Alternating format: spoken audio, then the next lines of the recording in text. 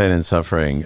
So yes, there's a phrase, pain unavoidable, suffering is optional, and that's what you're referring to. Yeah. Look, life is hard. There are a lot of things that are very, very difficult in life, and they're natural. They're not unnatural. They're tragic. They're sad. There's, losses of people and beings, our pets, etc., who we love. There are enormous difficulties just surviving day to day for everybody. Even the people who are extremely well off, it's, as we saw, it's pretty fragile and it can break pretty quickly. They're more insulated from it. But for most of us, what is it we're about? Every living being on this planet, from a single-celled organism to the most complex, is engaged in the same task every single day, and that's survival. Yeah. Right? And that's hard work. So we have to confront the fact that there are going to be difficulties in our lives. We're going to go through experiences that are really going to be hard. That's the pain. If I lose someone who I love, I grieve. That hurts, but that's not unnatural. Beings are born, beings die.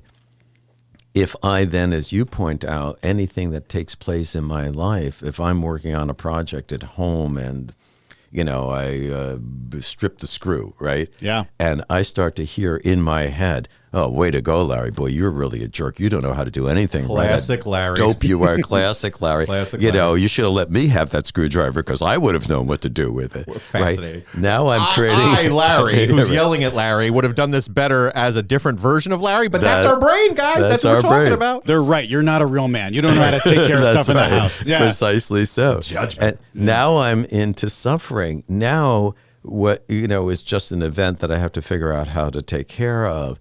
Now I'm engaged in the suffering, that is a consequence of the stream of negative thought that got laid down in my, neural tracks somewhere back when. And it's something I want to point out. A lot of people blame themselves because I can't handle this. I should be able to do better, et cetera, et cetera. And I say to my patients, look, you walked into this office, you're 56 years old. You've been practicing this stuff for 56 years. Yeah. You get better at what you practice, whether you want to or not. If somebody has set you up to practice only positive statements to yourself, not unrealistic ones, but ways to encourage yourself for 56 years, you'd be in a very, very different place. Be the Radio City Music Hall version of yourself. The practice.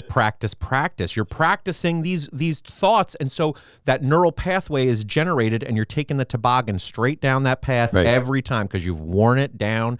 It is like an old glove. You're just going to continue to go back to that same groove because no one showed you there's a hill next door you could take, and you're not taking that hill because you like the toboggan down the hill you already know. And this is not to ignore genetic and biopsychosocial factors that create certain predispositions in people.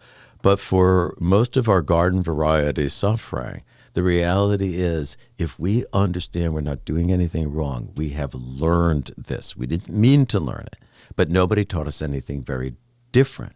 If we can now understand things that can be learned, can be unlearned, and new learning can take place, and new habits can replace the old habits.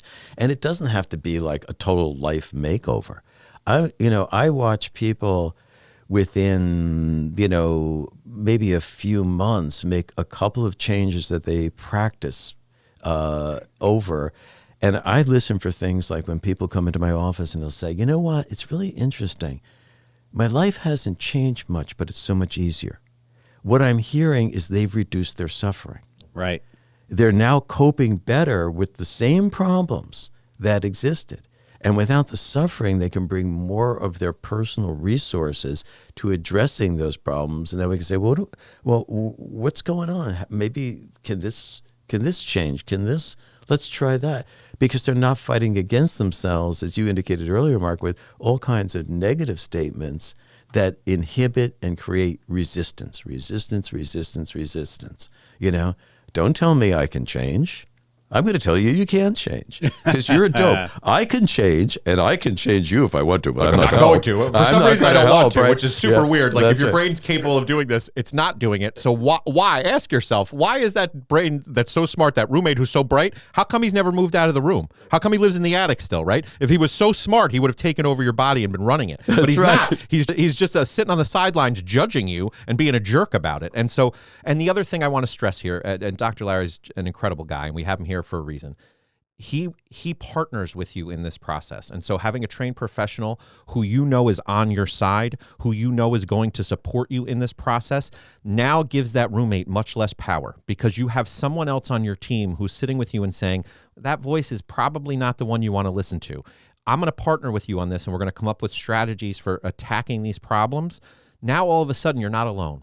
It's not just you and the roommate. You have a trusted person beside you who's helping you navigate the nonsense that you're spewing in your brain. And so having that person who you know believes in you and knows that you're going to do it, which is what we're trying to do here with the podcast, right? We're trying to get to that place where you see that's what we're here for. But having one-on-one, somebody who can help you walk through these issues, not alone, with a clear path, that is absolutely, in and of itself, going to produce positive results. And even if that's all you get, right? It's laying that groundwork. So we talked when we did my whole story about the things I had to learn along the way. I had to lose 100 pounds twice. I needed to have people teach me how to work out. I had to have people teach me how to eat. I had to have people teach me about mindset. I didn't just come prepared with these things. If I did, I wouldn't have been 420 pounds, right? And so I'm an extreme example of this. Not that I have it all figured out, believe me, Dr. Dresdale will tell you, but the fact that you have to have these experiences to see that aren't your thoughts, that you can have somebody show you different ways out of this, it's crucial. And so we're really focusing and taking the time right now to talk about this, not because it's theoretical, not because it's hypothetical. Having somebody by your side to take you through this process is invaluable.